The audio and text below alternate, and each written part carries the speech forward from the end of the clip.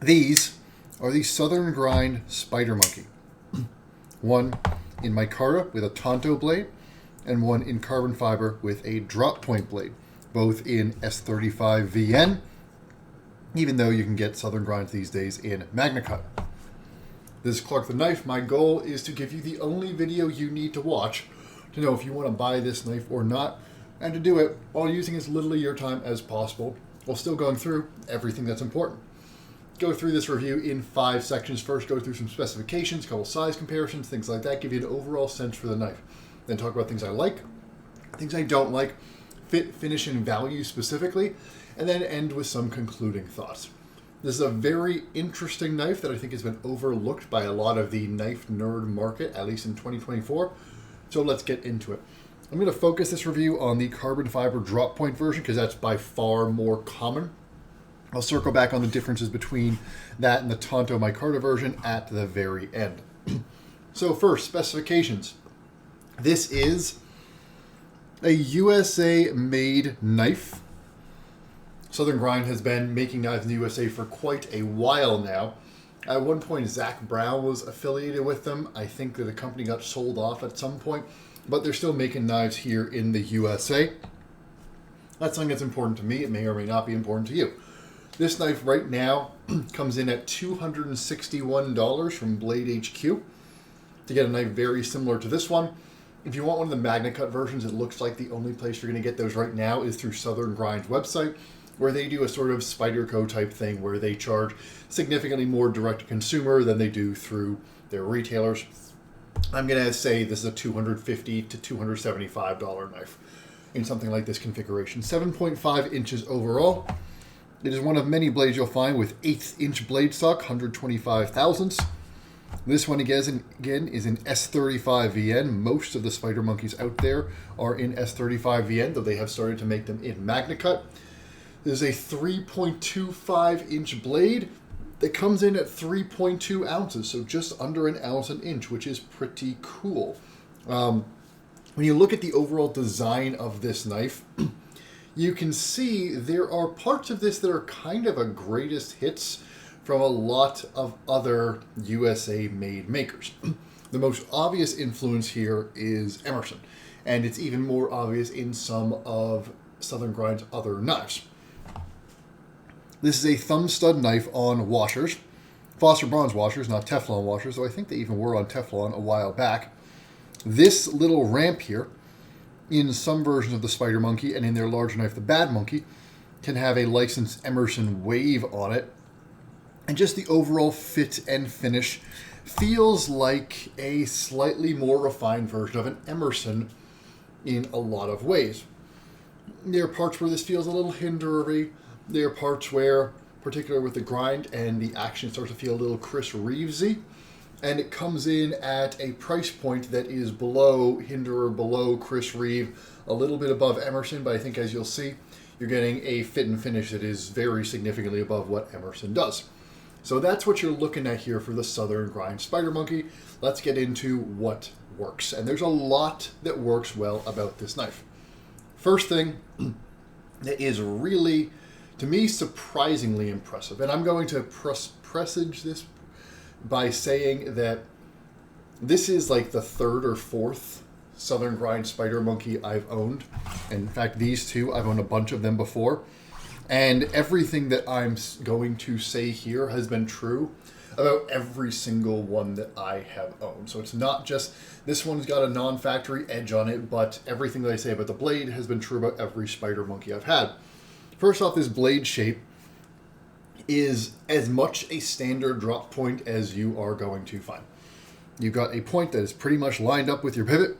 You've got a very nice little drop down toward the front, big flat with a little belly toward the tip. The fact is, this is as basic, but basically useful a blade shape as you are going to find.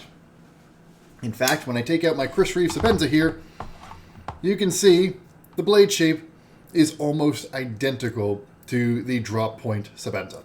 If you look at this bottom curve here and the way that it slopes down, it's almost the exact same blade shape. This is sort of the standard bearer for drop point for a reason. It is a blade shape that just works frankly, it's not even worth me really talking about what tasks this blade is good or bad at, because this is a blade shape that is designed to be pretty good at pretty much everything, and it is in fact that. There is nothing that I use this knife for, whether it was in the garden, around the house, on EDC tasks, anything like that, that it was bad at, and most things it was quite good at. When you need to get down on a table, do your drag cuts, pull cuts, break down cardboard, you can get to this tip. This tip drops down enough that it's pretty accessible, easy to get to. You've got enough belly here for your longer slicing cuts for stuff like cardboard. You've got a very nice continuous edge here that's easy to keep in the cut, easy to glide through that cut. It's just a very solid, simple blade shape. It works for a reason. It's common for a reason. Nothing exciting, but it works. What is exciting is how well this version of it cuts. So 125 thousandths on the blade stock, which is, again, identical to Emerson stock, and is on the thinner side for USA-made makers. It's thinner than most Chris Reeve stock. It's certainly thinner than most Hinderer stock. And even though this is saber ground, it's got a pretty aggressive flat ground below that saber.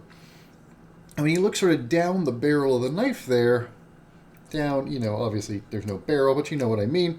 You can see it gets pretty thin behind the edge, and the fact is, whatever the geometry looks like, this thing cuts absurdly well. This knife here, particularly with this edge on it, which is laid back a little bit from your factory edge, is one of the best slicing knives that I think I have ever had. The only stuff that really competes with it or is even better than it is stuff that is meant to be super duper slicey, like your Spyderco Secchi Cities, your Endura, your Endella, stuff like that. I think that this slice is even a little bit better than the TRM Atom, despite having slightly thicker blade stock. It's a really, really good grind. This gets down very sharp behind the edge. This takes a very nice edge very easily. The S35 Yen on this seems to be heat treated very well. Takes a great edge, holds a great edge. I have had no issues with toughness, with rolling, with chipping, anything like that. It's just a very well heat treated steel. This reminds me, my experience with the S35VN here reminds me a lot of my experience with Spartan Knives' S35VN, which is some of the best steel that I've handled in the way it sharpens, in the way it holds that edge. It's just been a really, really good knife to use. The first place that I used this knife was out in the garden, and I was literally shocked at how well this cut into delicate plant stems, how well this sliced through even harder stuff. I was carrying, a bunch of different knives that I was testing that day, and this was the sharpest knife in my pocket. It is great through cardboard. One of the nice things about this blade shape is it's got this aggressive stone wash, and it's got a very nice even transition from that flat grind up to the saber. This glides through material for those longer continuous cuts. So once you get past that edge, it's not like the whole blade is holding you up. It still cuts very nicely, and it doesn't drag like fatter blade stock will. It's just a really good blade. It's small enough at 3 1/4 inches that it's easy to use for those EDC tasks. If you're doing little things like breaking down an Amazon box or cutting open a package, it's easy to just grab this, just, do whatever pull cut, drag cut, little slice you need to. Easy to open food packages, things like that. It's a very convenient size while still being large enough to do most tasks. The fact is, 3 1/4 inches is large enough to do most of the things that you want to do with a folding knife. There are some use cases where you want a 3.5, a 4-inch blade, something like that. But honestly, most of the time when you really are pushing to that, you probably want to go get a fixed blade anyway for what you're doing, unless you're somebody that just really loves carrying a big blade. And I just realized I forgot to do my size comparison, so let's get a couple of those out of the way quick. And you'll see, this is not that large of a knife. And in fact, you'll see here, it's about the same length overall, not as your PM2, but as your Para 3. while being significantly less tall, and so it's smaller in the pocket. And in fact, even though the knife is about the same length overall, you're getting more overall blade length and much more sharpened blade length on the Southern Grind Spider Monkey than you are on your Para 3. Let's take out a PM2 here. This obviously has aftermarket Rockscale design scales on it, but you can see if we put them pivot to pivot, you're getting, in fact, let's put it sharpened blade length to sharpened blade length. You're getting about the same amount of sharpened blade as the PM2 with a knife that is substantially smaller in overall profile. And in fact, let's fold them up and show basically what you're carrying in your pocket. And you will see this is a much smaller knife than the PM2 while having, as you saw, almost the exact same sharpened blade length. It's also a knife that is no thicker than the PM2. We'll go into the thickness and the overall carry experience in a little bit, but this really is, and you know what, let me just bring back that small Sebenza just as a size comparison, and you'll see we're talking about the same size as your small Sebenza, which again is not a big knife. This carries and feels like a small knife in the pocket, but you still get a blade because of that highly versatile drop point shape that cuts really well, that's really versatile. And the way that they ground this, the way they did that stone wash, it slices well, it cuts well. Honestly, I have been impressed with this blade with every single thing that I have thrown at it. So that's probably the thing that is the most surprisingly impressive about this knife to me, is really how good this blade is. I would put this in the upper echelon of drop point knives that I have used just from the blade perspective. And then we get to the handle, which is also really, really good. One thing, as we move toward that handle, I want to look at this jimping here. Again, in some of them, this jimping will have an Emerson wave here, which basically just extends that into a little ramp here. But this is really good jimping. This is one of the places I see the Hinderer influence. This is big, chunky jimping. Do I have my Hinderer over here? Yes, I do. 1 second. So, Hinderer jimping. Big, chunky, tank tready jimping. Southern Grind jimping. Looks almost the exact same. And much like Hinderer jimping, it's very effective without being bitey. This here, if you push your thumb down into it, it gives you really good traction. It's really good as an indexing point to put your thumb there to know exactly where you are relative to the blade. But it also does give you a lot of grip, a lot of traction. When I push down, this thumb does not want to budge. Very effective jimping, same sort of jimping on the liner lock release here. I didn't say it was a liner lock before, but it is a titanium liner lock. And it's really effective and also really nicely attractive jimping throughout. And they obviously continue that jimping through the liner and through the scales, so it just looks nice and clean too. It's a nice little ergonomic touch. But then these handles have what looks like a pretty subtle design, but then when you turn it on its side, you see this is actually very aggressive ergonomic design. There's no straight lines anywhere on this knife. It's all curves. You got a big swoop across the back, rounded around the butt, a little bit of a curvature here, this big convex area across the bottom, a big front finger index right there, no front finger choil. You can sort of climb up onto this if you want to, but it's a little sketchy.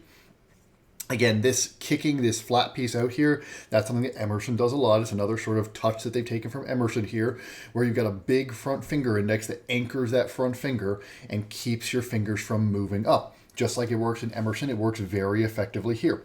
The fact is, with all these ergonomic lines, with the way this swoops in, the way this curves right into the palm of your hand here, the way this curve gives places for your other fingers to land, and this huge front choil combined with that jimping, this is an ergonomically very comfortable knife. And it would be, even if it had blocky handles, but it does not have blocky handles. This carbon fiber is fully contoured all the way across. And you can see it's a pretty aggressive contour. And if you look at the edges here, you can see this carbon fiber gets very thin. I mean, they contour it almost all the way down to vanishing at the edges of these scales, with it being decently thick in the middle there. The only knife that I can think of that has contoured its carbon fiber as aggressively as this one is the Spyderco Kapara. And this feels very much like a beefier Kapara in the hand. You've got that roll across the top of the carbon fiber that just makes all those ergonomic lines that I just mentioned that make this so nice and so secure in the hand. Like all this here, with this jimping here, with this big front finger index and this into the butt of your hand, this doesn't want to move. Like this is secure in my hand, but because all of this is rounded, it's comfortable too. It's got that sort of pillowiness to it where none of it is a hot spot, none of it is rough in your hand. And in fact, it lets them get away with these flat, flush liners, which personally, I think they look great. It is cool and it makes the knife look a little tougher to have these big flush steel liners sticking out. And every time you catch those little glints as you're using it, it just looks a little cooler. It looks a little tougher. Again, it looks a little hindery in the way that hinderers have those flush liners.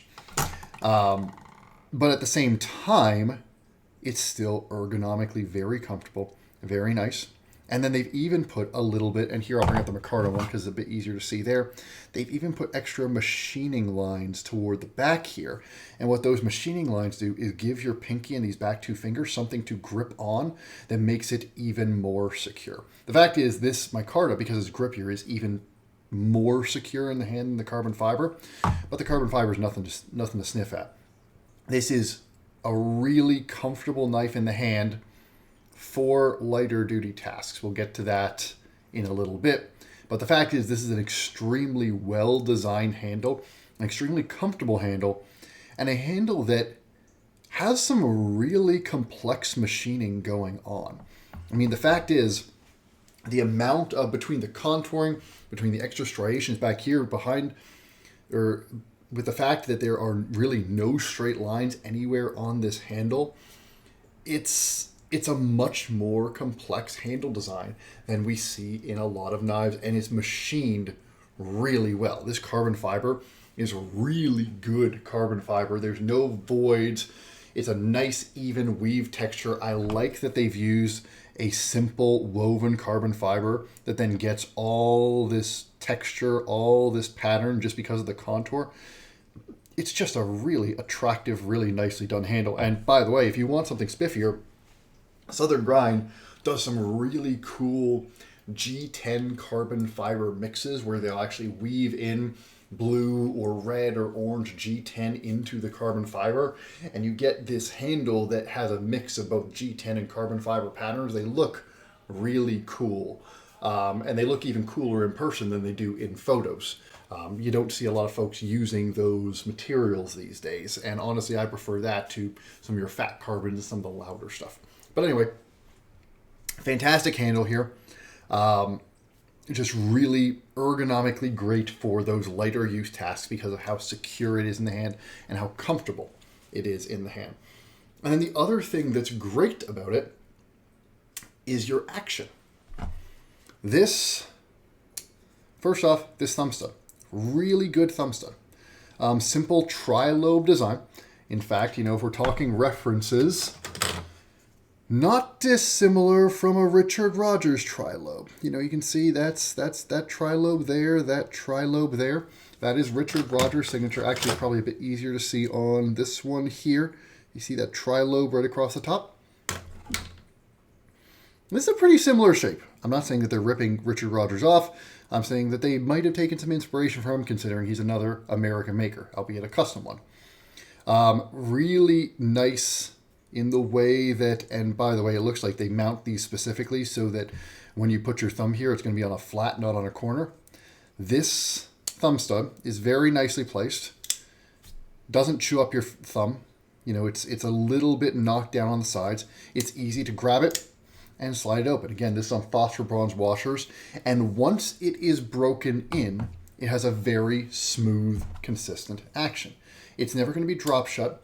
It's a smooth open. It's a smooth close. It's a pretty strong detent. I got to push pretty hard. And if I try to snap this open, it will snap all the way out. You absolutely can. It's not smooth in the way that a Chris Reeve is, where it's sort of hydraulic and you can't snap it. You can flick this one open once it breaks in. But it's got a pretty good detent, takes a decent amount of force before you overcome that detent, and that does help it give it that snappy action. One caveat on the action, and this one I'll sort of start to transition into some of the negatives. The action on these isn't great out of the box. And again, I've got 2 spider monkeys on the table here, but these are probably the 4th and 5th spider monkeys that I have owned, and this has been the case for every single one of them. They feel gritty and slow and rubbery out of the box. This one still has a little bit of it where as you open and close it, there will be parts of the opening and closing motion where it just won't, it'll catch a little bit or slow down a bit. It'll just feel not quite as consistent. There's also, there's a bit of tuning as it breaks in. Sometimes you'll get a little bit of blade play in the middle of the action. There's never any blade play when it's locked out, and I've never had any detent lash or anything like that when it's closed. Sometimes, and this is the sort of thing that for one reason or another goes away as it breaks in, but there will be a little bit of play in the motion, and then when it locks out, it's tight while it's breaking in. But once these things are broken in, it's smooth, it's easy, but when you get this, you're not going to get that action. In my experience, what I've always done with my Southern Grind spider monkeys is I have used them a bunch, flipped them a bunch, or opened and closed them a bunch, and I've always applied a little bit of knife pivot lube. That's my KPL. That's my lubricant of choice. Frankly, it's just the only one that I've used. I don't have that informed an opinion on which one is best. But throw a little bit of KPL on here, work it a bunch, and this will be very smooth. As smooth as any Taichung Spyderco, not as smooth as a Chris Reeve, and certainly not as fast as a Hinderer, but it will be smooth enough. It will feel nice. If I compare it to my TRM Atom here, the action feels very similar to the Atom in that it's consistent, it's smooth, it's controlled on the open, control on the close after it breaks in. So that break-in is a little bit of a con, but honestly, I would much rather have an action that starts off a little iffy and then breaks in nice and smooth and secure like this does, than an action like you get from a lot of Chinese makers that feels great out of the box, but either starts to deteriorate or develop play over time, or just gives you that loose, fast action, which isn't that appealing to me. It is to some people, not to me. The other thing that I don't love quite so much about this, and this only really comes up when you start to use this more, is that these handle ergonomics are a little bit cramped when you start to push it into larger chores. And that's where this smaller handle and some of the aspects of the design start to show the downside of those excellent blade to handle ratios and sort of blade to size ratios that I showed in the size comparisons. So this is a 4-finger handle for me. I've got large size gloves, which means I've got medium sized man hands. But you can see here, my 4 fingers are taking up this whole handle. And a lot of that is because this big thing here, again, Emerson Inspire, keeps my front finger very secure, but it means that this 1/4 inch of the handle, I'm not really using it. It's just a giant finger guard. And so everything else is kind of being pushed into this space right here, my other 3 fingers. That is fine for lighter duty tasks. And by the way, that's kind of the only grip that works for this knife. You can pinch up on it, but honestly, given how fat this piece is, your middle finger and the pinch grip here, it starts to feel your fingers feel a little far apart. This is really sort of a 1-grip knife. The 1 grip is very good. But the problem is when you start to really push this knife and push it hard, push it through double wall cardboard or push it through carpet, when I was trying to push it through some heavier plant stems and trees and things like that, these fingers start to run into each other and this knife starts to be a little painful just because all of these fingers get compressed together, and and on top of that, the rounded handle ergonomics, and the fact that this butt only goes into the palm of your hand, doesn't go all the way to the back. this isn't the most secure feeling handle for your heavier duty tasks. Now, normally I wouldn't hold that against a 3¼ inch knife, and frankly, if you're looking at this purely as an EDC knife, and you're looking at this as a light, easy carry, that's not going to be an issue for you. But if you're looking at this and comparing it to a lot of those other US-made knives, again, if you bring out your small Sebenza here, a small Sebenza is quite famously a very small knife that can, let's see if I can get this to stand. Nope. That can get pushed into heavier duty if you need to.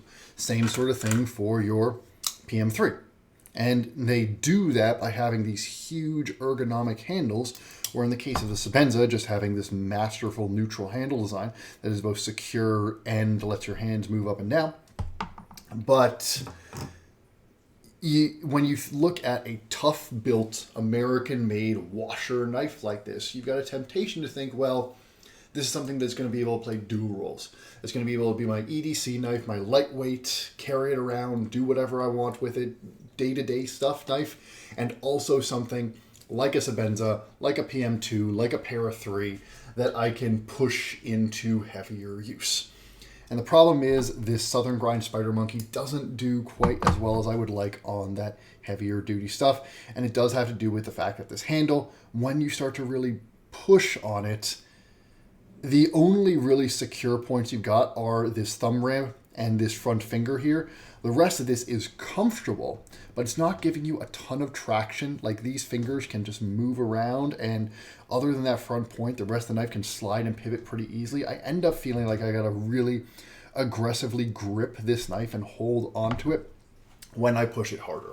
So I ended up, as I was carrying this knife, keeping it pretty exclusively for, think about it, up to the point of your typical, cardboard cutting task. This remains a great knife if I got, a whole bunch of boxes to go through. This thing cuts so well, that blade is so sharp, that I don't need to push it that hard, and it remains great for that task, but it's not a knife that I would love to have compared to some of those other major alternatives for my bigger tasks, my bigger home improvement tasks, or bigger stuff out in the garden, things like that. One thing I forgot about on the positives, I'll just bring it up again here, is I mentioned it before in the size comparisons, the carry profile on this knife is really, really good. And again, it emphasizes that EDC nature. So it's got about the same carry profile as a small Sebenza, which is really, really good. I mean, this is one of the best, if you think about how big something is in your pocket relative to how much blade and how much useful working knife you get. The small Sebenza is just about the top of the pack for that. And this is about the same. You compare it to your Para 3, and it's not even close. You're getting something that is way smaller in the pocket, even from this dimension, than the Para 3. It's also something that's a little bit lighter. You're below an ounce an inch. But then the real reason that this becomes such a dream in the pocket is these contoured scales. Some of you guys who have been in the knife market for longer know that this contouring, Strider used to call it their concealed carry. That's then, a couple other makers started calling contouring basically concealed carry, CC. And the reason is, when you've got contouring like this, all the edges are squared off. This is a block in your pocket. This entire area, all the space that this knife takes up in your pocket, that is completely no-go. This knife is taking up the whole thing. And every edge is a harsh edge. When you've got a nice contoured scale like this, you can slide something right by here or right by here. You can put your hand right by this, and you're just running into the thinnest edge of that. And because it's all rounded, there's nothing that's catching. There's nothing that's rough. You don't see it as much from the outside. It doesn't make as big of a bulge in your pocket. It's just really nice and easy to carry. It minimizes the profile of the knife from an experiential perspective compared to if this had been a squared off blocky handle. And so it's just reinforcing the fact that this is a really good, really well-sized EDC knife, and the contouring on the scales is another thing that helps that and helps keep that carry profile very nice and very easy to carry. So that's the good, that's the bad. Great ergonomics for certain tasks, some challenging ergonomics for some other tasks, really nice blade, really good iteration of the drop point, really good action once you break it in, and a really good handle for those tasks that you would want it for. And honestly, it's also just a really nice handle. It's cool, it's nicely machined, it's comfortable in the hand, it looks nice. I will just say, because people like to bitch about it, they do have what is often called proprietary hardware on here. This is a Torx bit. These, they look proprietary. It's actually just a spanner bit. You know, you can get a spanner bit that can do those.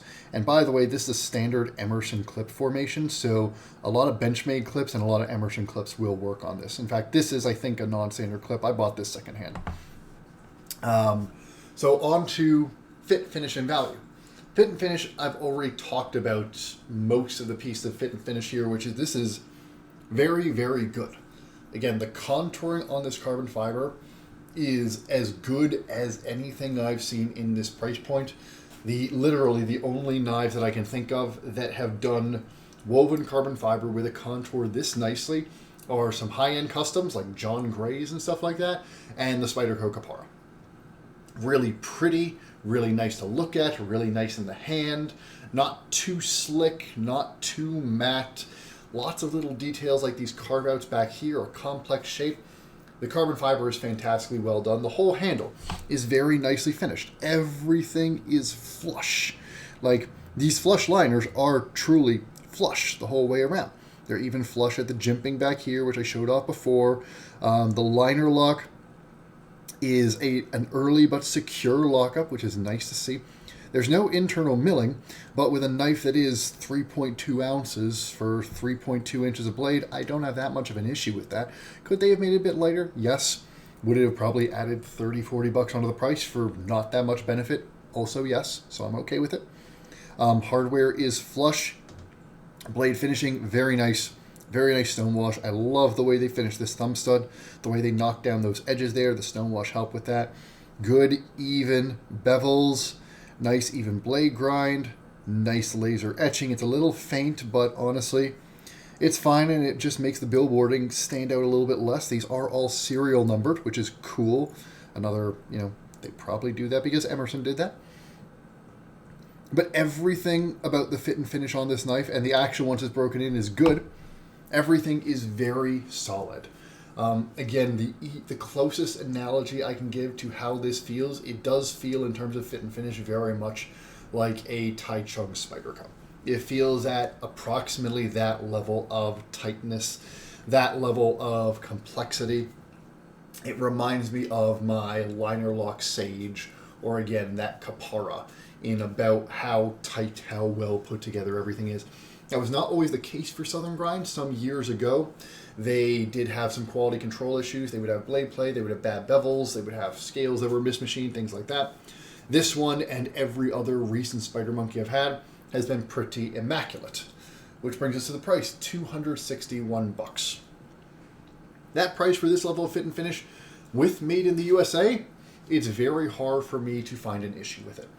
The fact is, if you look at your USA-made alternatives, if you look at Golden Colorado Spyderco, the fact is, this, and pretend that this is not a Maximum PM Para 3, but pretend this is, a standard S30V or something like that. This is $75 more expensive than a Para 3, but also with the contoured scales, with the titanium liners, with the, the way that they've set everything up, I'm okay with that. Frankly, I think if you saw a contoured Para 3, a contoured carbon fiber Para 3 out of Golden, Colorado, it would probably be not that far from $260. Hinderers are all more expensive than this. Chris Reeves are all more expensive than this. Emerson's are cheaper, but this is way better made than any Emerson, at least in an aesthetic perspective. Modern Emersons, and I'll have some Emerson reviews coming up, modern Emersons are much better made than they used to be, but they're still brutish. They're still simple.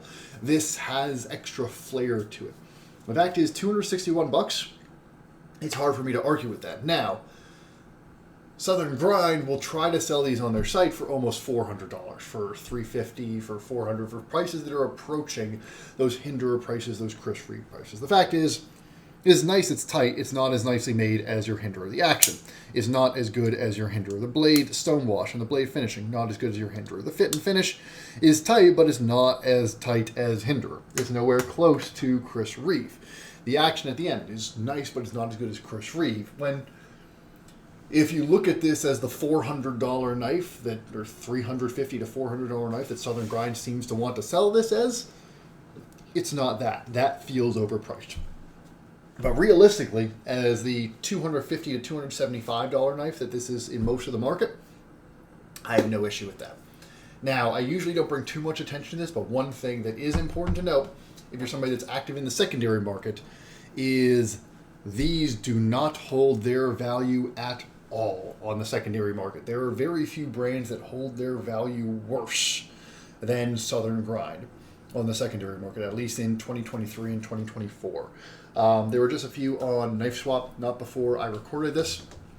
Brand new Southern Grind Spider Monkeys in S35 VN, or at least things that look and functionally are nearly new.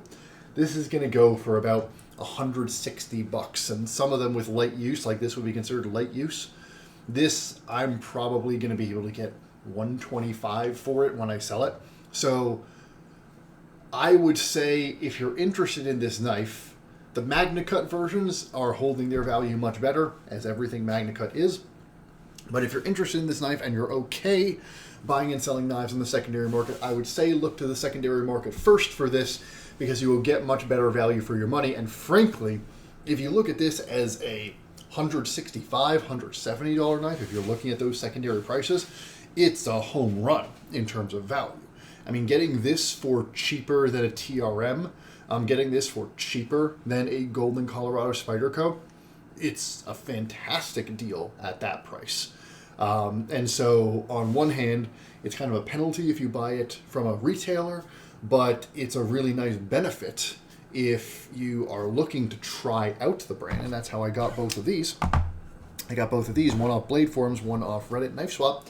If you want to try out the brand, then keep your eye out on the secondary market, and you'll be able to find one for significantly below retail, and you can give it a shot that way.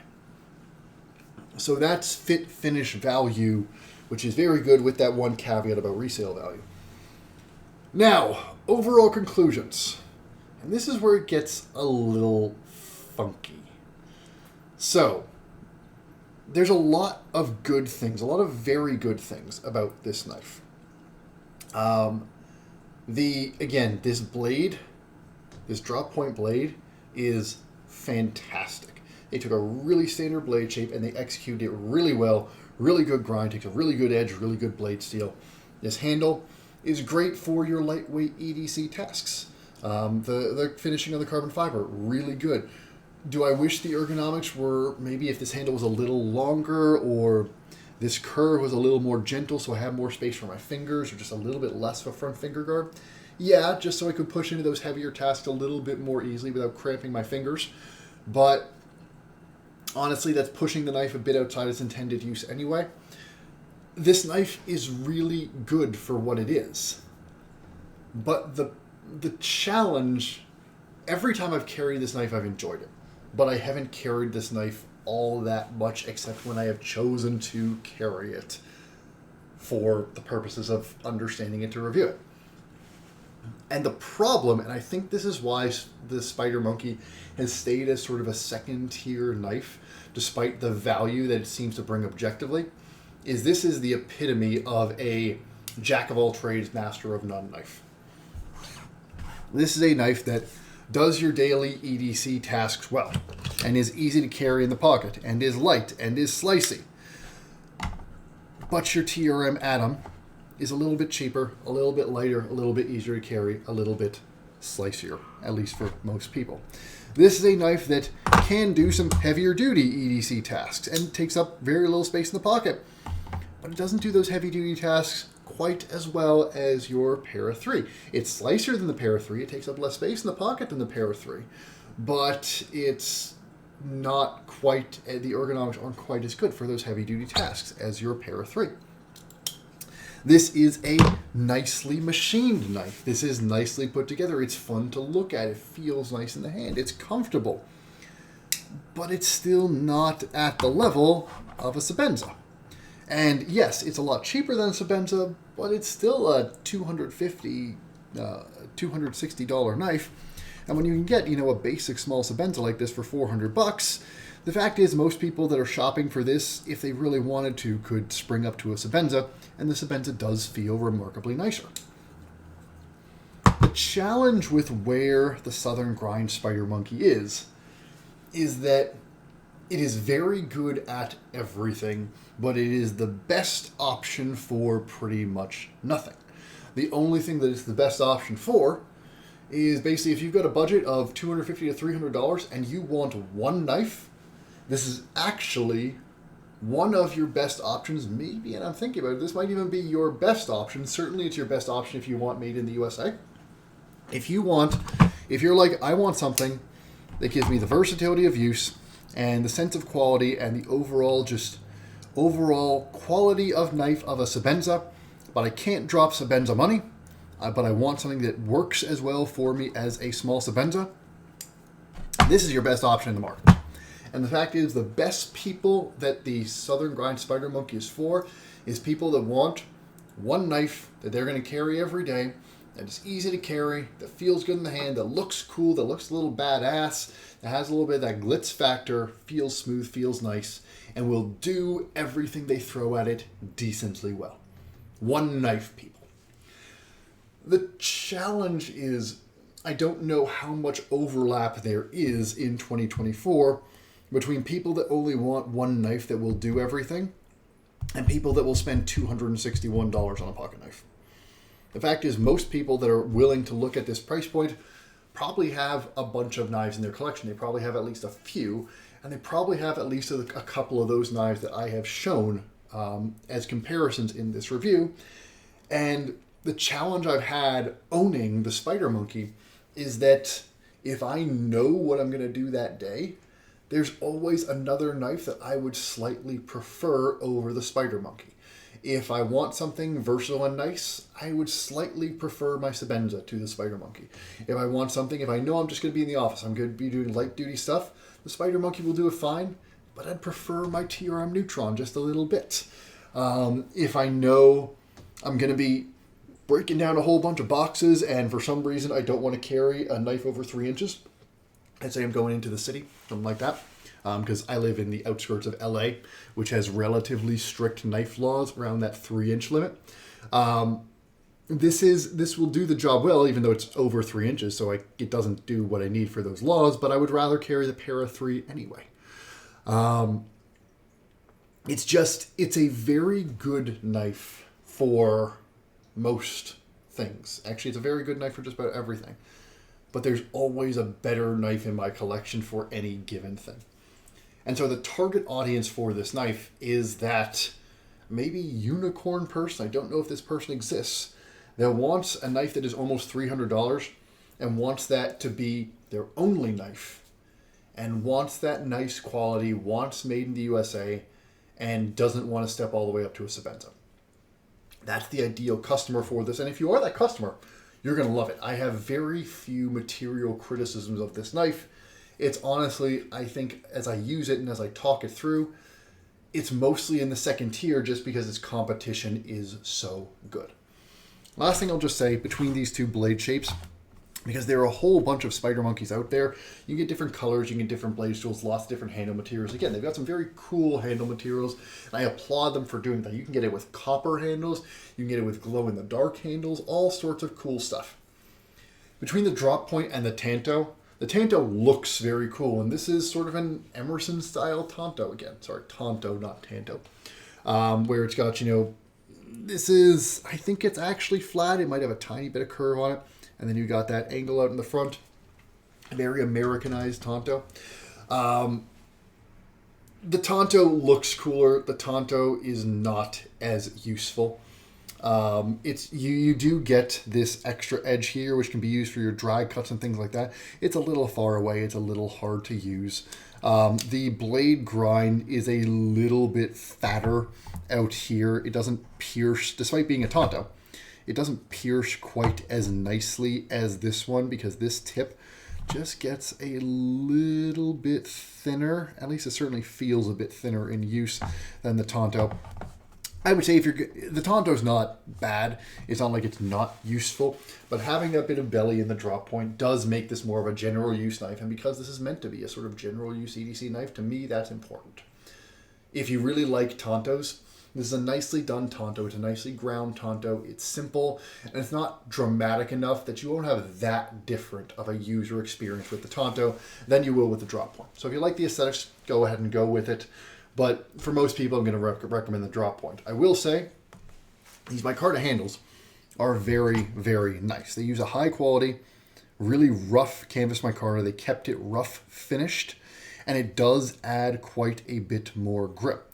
It doesn't feel as sleek as this carbon fiber for obvious reasons, but it makes it feel even more like a user. It's kind of like the experience you get with a Crucarta PM2, where that knife just feels like something that you just want to beat the snot out of. You get that exact same experience with the micarta handled Spider Monkey. And I think that suits it very well. So if you like micarta, you're going to be happy with the micarta handled version of this. Again, for most people, I would probably recommend the carbon fiber because it just, first off, this carbon fiber is so pretty. The finishing is so good. And honestly, it just makes it feel a little bit more high end. And it accentuates the level of fit and finish you do have here.